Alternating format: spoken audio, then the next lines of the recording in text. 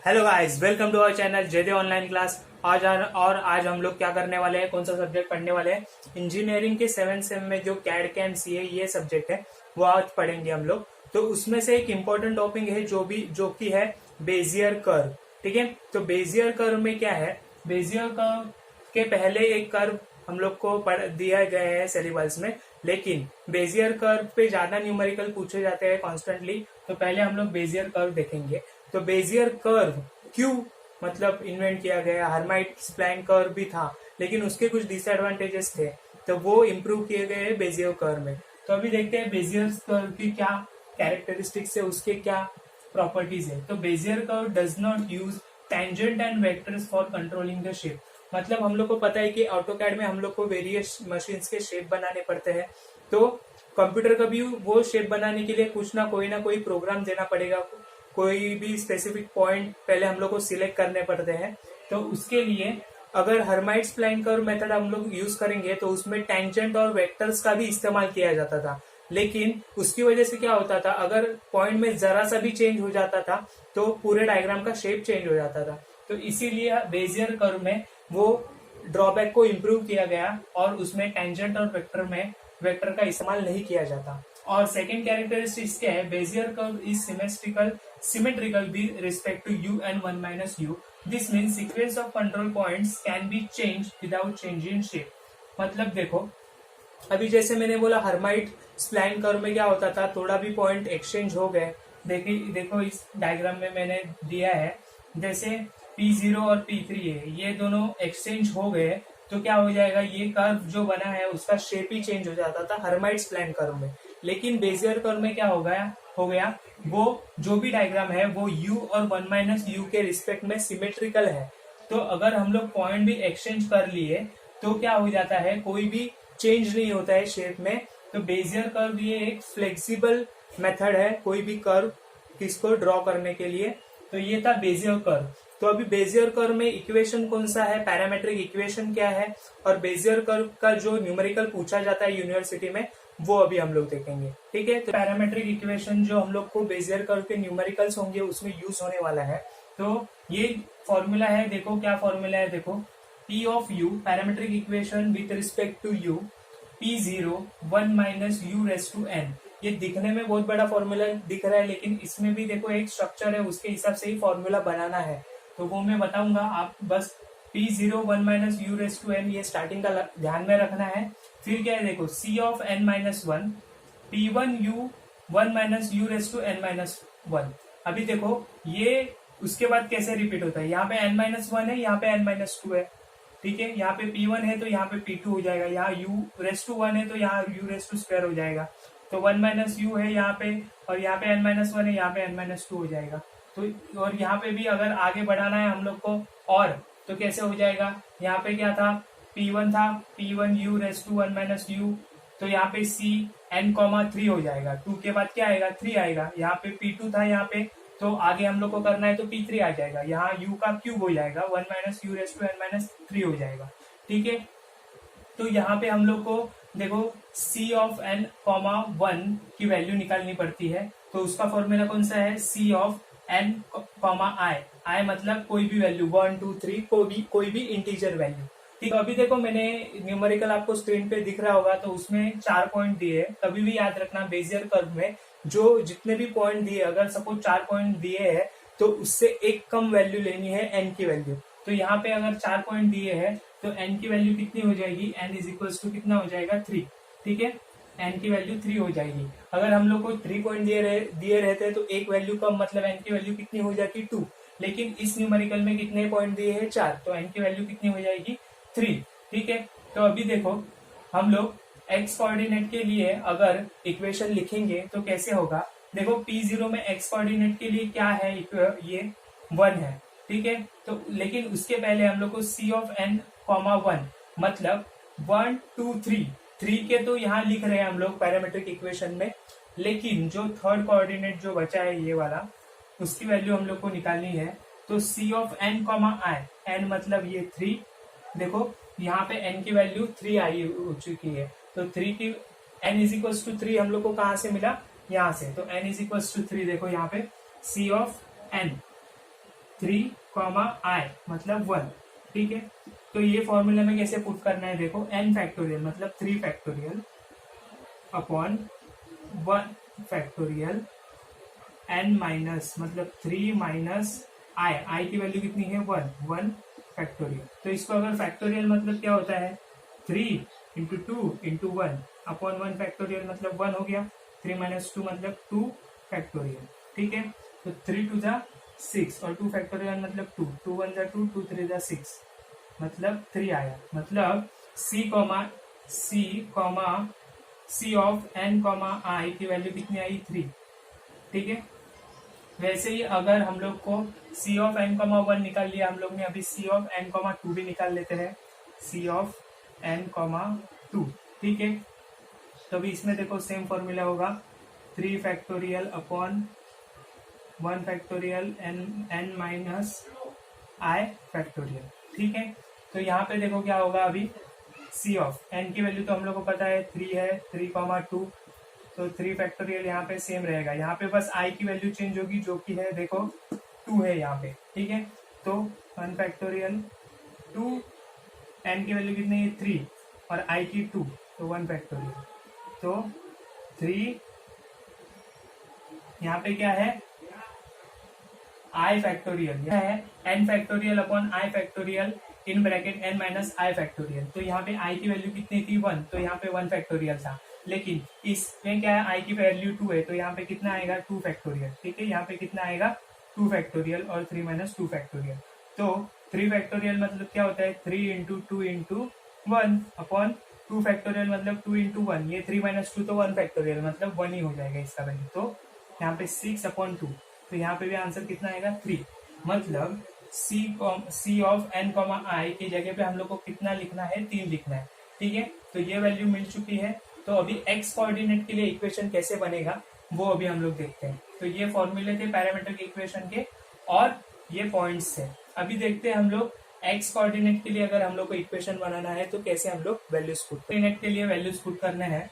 तो p of u हम लोग ने लिख लिया यहाँ पे जैसे कि वैसे। तो p ऑफ 0 का x कोऑर्डिनेट कितना है 1, ठीक है। तो यहाँ पे 1 हो गया, 1 minus u raise to n की वैल्यू कितनी है 3, ठीक है, प्लस c ऑफ n 1 की वैल्यू कितनी आई है हम लोग को 3, ठीक है। p1 यहाँ में मैं दिखा रहा हूँ कि कैसे वैल्यूज पुट करने हैं हम लोग को, ठीक है। तो अभी p1 में देखो x कोऑर्डिनेट कितना है p1 देखो यहाँ पे कितना है x कोऑर्डिनेट 2, ठीक है, कितना है 2, तो 3 इंटू 2 इंटू यू, फिर क्या है 1 minus you raise to n minus 1, n कितना है 3 minus 1 plus C of n 2 की वैल्यू भी 3 आई है देखो यहाँ पे, ठीक है। यहाँ पे भी वहां पे भी वैल्यू कितनी आई है 3। तो p2 का x कोऑर्डिनेट क्या है देखो, ये इक्वेशन हम लोग x कोऑर्डिनेट के लिए भी बनाएंगे और y कोऑर्डिनेट के लिए बनाएंगे। तो डिफरेंस इतना ही होगा कि x कोऑर्डिनेट के लिए जब बनाएंगे तब x की वैल्यू लिखेंगे, अगर y कोऑर्डिनेट के लिए बना रहे हैं तो y की वैल्यू लिखेंगे। तो फिलहाल अभी हम लोग x कोऑर्डिनेट के लिए बना रहे हैं तो x की वैल्यू लिख रहे हैं। तो यहाँ पे हम लोग देख सकते हैं अभी सी ऑफ n 2 की वैल्यू भी 3 आ रही है और p2 में x कोऑर्डिनेट कितना है 4, तो 3 into 4 into U square 1 minus you raise to n minus 1 मतलब कितना हुआ 3 माइनस 2 रेस टू 1, ठीक है। तो ऐसे ही हम लोग कहाँ तक लिख सकते हैं p raise to n u raise to n वहां तक लिख सकते हैं। एक्स कोऑर्डिनेट का इक्वेशन है हम लोग को मिल चुका है इक्वेशन। तो अभी इसको हम लोग सॉल्व करेंगे तो क्या होगा 1 से मल्टीप्लाई करेंगे तो यहाँ क्या बचेगा 1 माइनस यू का क्यूब प्लस 3 टू जा 6 U 1 minus you raise to 3 minus 2 मतलब 3 माइनस 1 मतलब 2 प्लस 4 3 जा 12 U square 1 minus U 3 minus 2 मतलब 1 मतलब रेस टू 1 है up to how much plus p suffix n की वैल्यू कितनी है 3 और u रेस टू n की वैल्यू कितनी है 3। तो ये केस के लिए x कोऑर्डिनेट के लिए इक्वेशन होगी, ठीक है, इक्वेशन फॉर x कोऑर्डिनेट। तो सिमिलरली हम लोग y कोऑर्डिनेट का इक्वेशन लिख लेंगे और फिर हम लोग क्या करेंगे न्यूमेरिकल सॉल्व करेंगे। ये है x कोऑर्डिनेट का इक्वेशन मैंने यहाँ पे लिख दिया और y कोऑर्डिनेट का। तो px ऑफ u का इक्वेशन हम लोग ने देखा कि कैसे निकाला, उसी तरह से मैंने y का निकाला, बस मैंने x की जगह पे y के पॉइंट पुट किए। तो x का इक्वेशन क्या है देखो 1 minus you raise to cube plus 6u 1 minus u square plus 12u square into 1 minus u plus 3u cube. और y का इक्वेशन क्या है, 1 minus u cube plus 3u 1 minus u square plus 3u square और into 1 minus u plus u cube. ठीक है, तो ये question है। ठीक है, तो अभी हम लोग u की वैल्यू, अभी हम लोग को क्या करना है, कर्व हम लोग को बनाना है, तो उसके लिए हम लोग को पहले पॉइंट्स निकालने पड़ेंगे, x कोऑर्डिनेट्स के पॉइंट और y कोऑर्डिनेट्स के पॉइंट। इसीलिए हम लोग ने x कोऑर्डिनेट का इक्वेशन बनाया और y कोऑर्डिनेट का इक्वेशन बनाया। तो हम लोग क्या क्या पॉइंट्स लिख सकते हैं, जैसे वहां पे हम न्यूमेरिकल में आपको लिमिट दी रहेगी कि ये न्यूमेरिकल में लिमिट क्या है 0 to 1, तो 0 to 1 के कोई भी पॉइंट हम लोग u की जगह पे लिख सकते हैं। तो अभी मैंने आपको बताने के लिए u इज इक्वल टू 0 रख रहा हूँ। आप 0, 20, 0.25, 0.5, 0.75 और 1 ये बीच में रख सकते हैं, तो आपको अलग अलग पॉइंट्स मिलेंगे और उसको प्लॉट करके फिर हम लोग कर्व निकालेंगे। तो अभी u इज इक्वल टू 0 लिखते हैं हम लोग, u इज इक्वल टू 0 लिखेंगे तो देखो x में क्या हो जाएगा, px ऑफ u, मतलब u की जगह पे क्या लिखना है, 0 लिखना है। तो यहाँ पे देखो 1 माइनस यू की जगह पे क्या लिखना है, 0 cube plus 6 multiply by 0 1 minus 0 square plus 12 multiply by 0 square multiply by 1 minus you मतलब 0 1 माइनस 0 प्लस 3 यू है फिर से मतलब 0 का क्यूब। ठीक है, तो अभी इसको सॉल्व करते हैं। अभी हम लोग को पता है कि 1 का क्यूब क्या होता है 1, 0 का क्यूब क्या हो जाएगा 0 प्लस 6 इंटू 0, और ये देखो 6 इंटू 0 0 होगा और ये दोनों मल्टीप्लीकेशन में है, तो 0 को मल्टीप्लाई करो किसी भी नंबर से, आंसर तो 0 ही आने वाला है। ठीक है, और यहाँ पे भी देखो 12 इंटू 0 का स्क्वायर है और ये पूरा मल्टीप्लीकेशन में है, तो इसका भी आंसर 0 आने वाला है। और 0 का क्यूब क्या होगा 0, 3 इंटू 0 क्या हो जाएगा फिर 0, तो मतलब इसका x कोऑर्डिनेट कितना आया 1। वैसे ही अभी हम लोग u is equal to 0 y coordinate के इक्वेशन में रखते हैं, तो p of y of 0 is equal to क्या होगा, देखो अभी मैंने क्या बोला, u की जगह पे 0 लिखना है, तो 1 minus 0 cube plus 3 multiply by 0 1 minus 0 square. देखो ये बस मैं u की जगह पे 0 पुट कर रहा हूँ, मैं कुछ अलग नहीं कर रहा हूँ, कुछ 0 square multiply by 1 minus 0 plus 0 का क्यूब। ठीक है, तो यहाँ पे भी देखो 1 का क्यूब 1 होगा, तो और यहाँ पे 0 का क्यूब 0 फिर प्लस है 3 इंटू 0 और ये दोनों मल्टीप्लीकेशन में है, तो आंसर तो 0 ही आने वाला है 3 इंटू 0। क्यों, क्योंकि किसी भी नंबर को 0 से मल्टीप्लाई करो आंसर तो 0 ही आता है। फिर प्लस 9 इंटू 0 स्क्वायर 0 और ये दोनों भी मल्टीप्लीकेशन में, तो यहाँ पे भी 0 और यहाँ पे भी 0 का क्यूब तो 0, मतलब y कोऑर्डिनेट भी क्या आया 1, तो x कोऑर्डिनेट 1, x कोऑर्डिनेट 1 और y कोऑर्डिनेट भी 1। कब, अगर u की वैल्यू 0 ली तब। अभी इसी प्रकार हम लोग u की वैल्यू 0.25 लेंगे, 0.5 लेंगे, 0.75 लेंगे और 0.1 लेंगे। तो मैं वो वैल्यूज देके क्या वैल्यू आ रही है वो आपको लिख के दे रहा हूँ, और कर्व कैसे आप लोग को ड्रॉ करना है वो बताता हूँ। ठीक है, तो मैं वो बस आपको दिखाने के लिए कि वैल्यूज कैसे आई है, तो मैं u इज इक्वल टू 0 लिया हूँ। तो अभी आप u इज इक्वल टू जो भी लिमिट है उसके अंदर के वैल्यूज लो, मैं आपको वहां यहाँ पे आंसर लिख के दे रहा हूँ, तो उसके हिसाब से आप कर्व कैसे ड्रॉ करना है वो मैं बताता हूँ। अभी मैं u इज इक्वल टू 0.25 लूंगा, 0.5 लूंगा, 0.75 लूंगा और 1 लूंगा, उसके में क्या आपको कोऑर्डिनेट आएंगे वो डायरेक्टली यहाँ पे लिखने वाला हूँ। 2 इज इक्वल टू 0 लिया तो x कोऑर्डिनेट 1 आया, y कोऑर्डिनेट भी 1 आया, तो वो कैलकुलेशन मैंने बताया, तो उसी के हिसाब से आगे कैलकुलेशन करना है। बस u की वैल्यू चेंज हो जाएगी 0.25, 0.5, 0.75 और 1.0। तो 1.0 तक ही क्यों लिया, क्योंकि न्यूमेरिकल में लिमिट दी हुई है, u की वैल्यू 0 से 1 तक वेरी कर सकती है, इसीलिए। ठीक है, तो अभी देखो ग्राफ में मैंने ये कैलकुलेशन सिंपल है, इसको और पूरा कैलकुलेशन बता के वीडियो बहुत लंबा हो जाएगा, तो इसीलिए मैंने एक कैलकुलेशन बताया आपको, तो इसके हिसाब से आप अगला कैलकुलेशन कर लेना। तो मैंने अभी देखो ग्राफ कैसे प्लॉट करना है उसके हिसाब से वो देखते हैं कर्व कैसे बनाना है हम लोग को।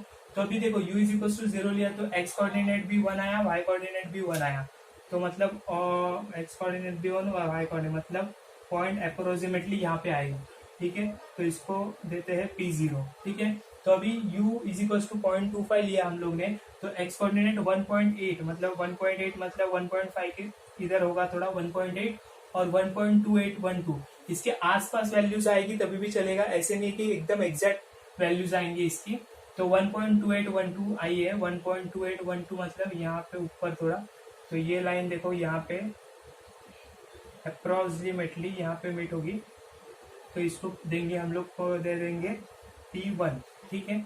तो उसके बाद देखो 2.75 और 1.75, कब अगर u की वैल्यू 0.5 ली तब, तो 2.75 मतलब यहाँ पे इसके आगे 2.75 और 1.75, यहाँ पे 1.75 मतलब इसके आगे, तो ये यहाँ पे और 2.75, तो अप्रोक्सीमेटली यहाँ पे पॉइंट मिलेगा, उसको लेते हैं P2, ठीक है। और 0.75 लेते हैं तो क्या आता है 3.25, 3.25 मतलब 3 के आगे होगा 3.25, और 1.84 मतलब 5 के भी आगे, तो यहाँ पे अप्रोक्सीमेटली मान लेते हैं 3.25 की लाइन और 1.84, तो इधर मान लेते हैं अप्रोक्सीमेटली यहाँ पे आ जाएगा P3, ठीक है। और 1.0 लिया तो क्या आएगा, x कोऑर्डिनेट क्या आया 3 और y कोऑर्डिनेट आया 1, 3 और 1, तब यहाँ पे अप्रोक्सीमेट। तो देखो अगर हम लोग ये कर्व को ऐसे जॉइन फ्री हैंड ड्राइंग करेंगे तो ये कर्व कुछ ऐसे होगा। देखो ये पॉइंट में से जा रहा है, मैं अभी यहाँ पे फ्री हैंड कर रहा हूँ, थोड़ा मार्कर है तो एग्जैक्टली ड्रॉ नहीं हो पा रहा है। तो देखो यहाँ पे मैंने आपको बताने की कोशिश की है कि पॉइंट कैसे प्लॉट हो गया, आपको कर्व कैसे बनाना है, तो ये कर्व को फ्री हैंडली आपको ड्रॉ करना है। तो ये था ब्रेजियर कर्व के सम, ये मुंबई यूनिवर्सिटी में का है। तो ठीक है, तो आज के वीडियो में इतना ही। अगर आपको ये वीडियो पसंद आया होगा तो जरूर लाइक करना, शेयर करना, सब्सक्राइब करना और आपके दोस्तों के साथ भी शेयर करना। और अगले वीडियो में भी हम लोग नए टॉपिक के साथ आएंगे, ठीक है। तब तक के लिए बाय बाय।